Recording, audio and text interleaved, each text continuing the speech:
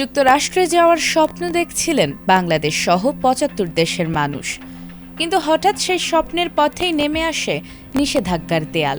Trump প্রশাসনের সিদ্ধান্তে বন্ধ হয়ে যায় অভিবাসী ভিসার পথ। এবার সেই সিদ্ধান্তেই বড় আঘাত হানল মার্কিন আদালত। আমেরিকায় স্থায়ীভাবে বসবাসের জন্য যারা ইমিগ্রেন্ট ভিসার আবেদন করে বসেছিলেন, তাদের জন্য গত জানুয়ারি মাসটি ছিল এক কালো অধ্যায়ের মতো। বাংলাদেশ সহ ৭৫টি দেশের নাগরিকদের ওপর হঠাৎ করেই অভিবাসী ভিসা দেওয়ার ক্ষেত্রে কঠোর নিষেধাজ্ঞা জারি করে ট্রাম্প প্রশাসন। থমকে যায় হাজারো ফাইল, নিভে যায় লাখো চোখের আশা। কিন্তু সেই মার্কিন আদালতেই এবার মিলল ঐতিহাসিক এক বিচার। নিউ ইয়র্কের ম্যানহাটন ডিস্ট্রিক্ট কোর্টের বিচারক জ্যানেট ভার্গাস ট্রাম্পের সেই কঠোর ভিসা নীতিকে সরাসরি বেআইনি বলে বাতিল করে দিয়েছেন।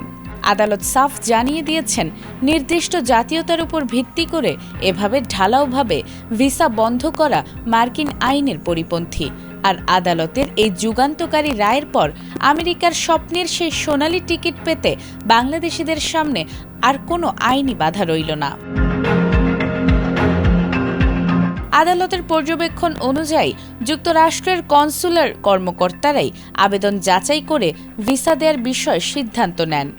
সেখানে শুধু আবেদনকারীর জাতীয়তার ভিত্তিতে একটি পুরো দেশের নাগরিকদের অভিবাসী ভিসা আটকে দেয়া আইনি কাঠামোর সঙ্গে সামঞ্জস্যপূর্ণ নয়।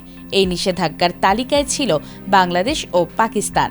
পাশাপাশি Brazil, Colombia, Uruguay, Bosnia, Albania সহ আফ্রিকা, মধ্যপ্রাচ্য ও ক্যারিবীয় অঞ্চলের বহু দেশও ছিল।